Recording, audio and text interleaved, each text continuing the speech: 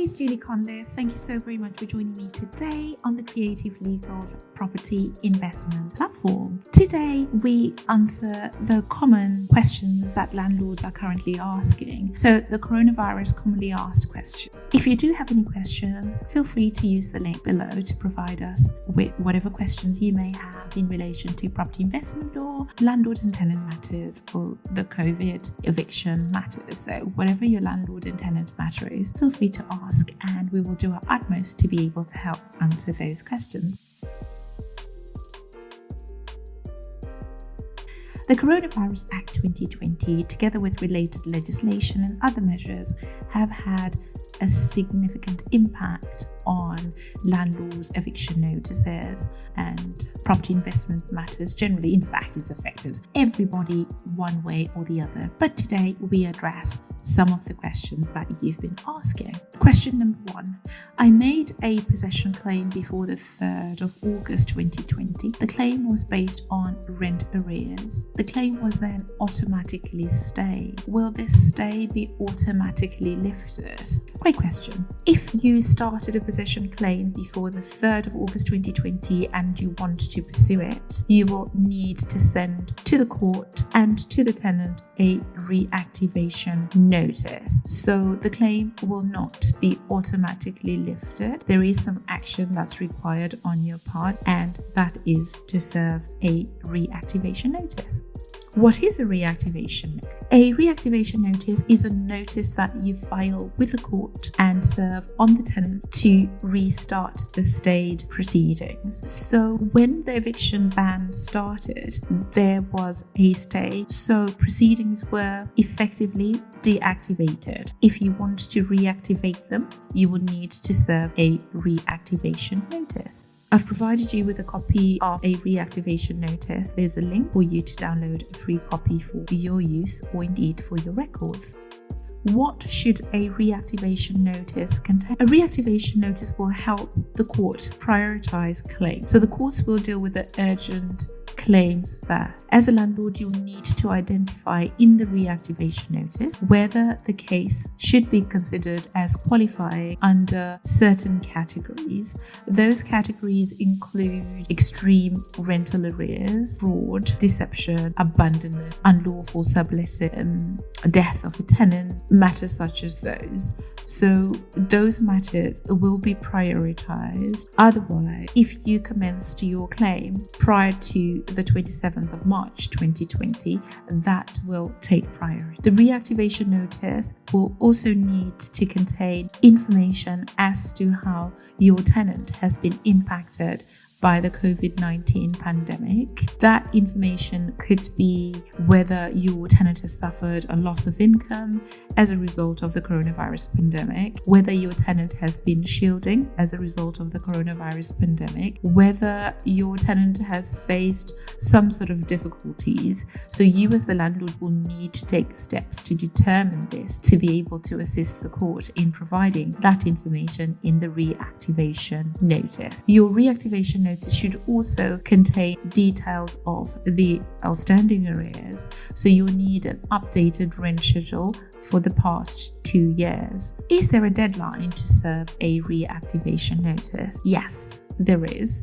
And the deadline is the 29th of January 2021. So unless a reactivation notice is sent to the court by 4 p.m. on the 29th of January 2021, the claim will automatically be stayed and a formal application will have to be made after that date to reactivate the notice. I made a possession claim after the 3rd of August 2020. Do I need a reactivation notice? No, you don't. A reactivation notice is not necessary for claims made on or after the 3rd of August 2020. But what you need to do is to provide the court with information about the impact that the COVID-19 pandemic has had on the tenant, and you need to do that as soon as possible. I've already got my possession order. I'm just waiting to file an application for a warrant for possession. Do I need a reactivation notice? No, you don't need a reactivation notice. A reactivation notice is not required if you've already received a final possession order. So ordinarily, once an order for possession is obtained, if the tenant does not vacate the premises by the date specified, a landlord can make an application for a warrant of possession to obtain a bailiff appointment for them to evict the tenant. But in this current lockdown, we know that the bailiffs have been asked not to enforce evictions except in the most serious of circumstances. So this, together with the December Christmas truce that has been agreed with the bailiffs, means that evictions will not be enforced in England until at least the 11th of January 2021. My bailiff appointment was cancelled due to COVID-19. What happens next? If a bailiff's appointment was cancelled due to COVID-19, the appointment would be automatically rescheduled. At least that's what we know for now. If we get further direction in that regard, I will let you know. But as it stands, the appointment will be rescheduled in order of urgency, if known. So if you've got any circumstances or a situation where you think this is really, really urgent, I'd encourage you to write to the court and let the court know.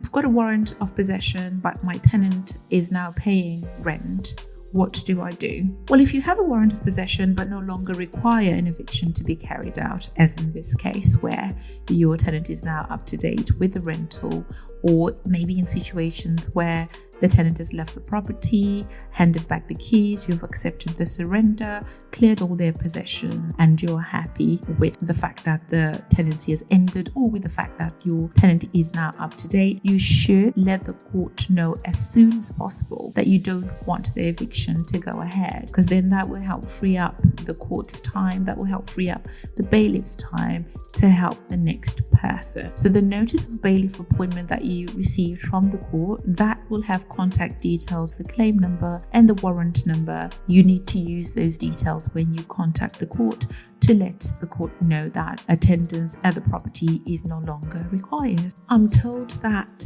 there is something called a review. What is it? A review is a new step that has been introduced into possession claims. So the review date is a date when a judge will review the case. It gives the parties an opportunity to consider settlement, which is something that's really been encouraged by the courts in this pandemic. So the parties will be given a minimum of 21 days notice of the review. The review takes place without the attendance of the parties. A meeting will be arranged on the review date between the tenant and their legal representative or duty solicitor. You as the landlord and your legal representative, if you've got one, should be available by telephone if necessary, just in case the tenant or the advisor need to make contact with you on the day to discuss the case. What happens if no agreement is reached at the review? If no agreement is reached and all the papers are in order, the judge will make an order regarding the next steps towards a substantive hearing. So if a substantive hearing is required, it will be listed a minimum of 28 days after the review date, and that hearing is normally about 15 minutes. The judge will then consider adjourning the case if a possession order could negatively, seriously impact the tenant in the context of COVID-19. So it has to be something COVID-19 related. So how long is the court process taking at the moment? Well, there's been a build-up of cases due to the COVID-19 pandemic. Additionally, the court is not operating on full staff capacity, so it's taken a lot longer than the usual 8 weeks for the claim to be heard by the judge. You receive a minimum of 21 days notice of the date on which the review will take place, and the substantive hearing, if needed, will be a minimum of 28 days after. What form of notice should I use?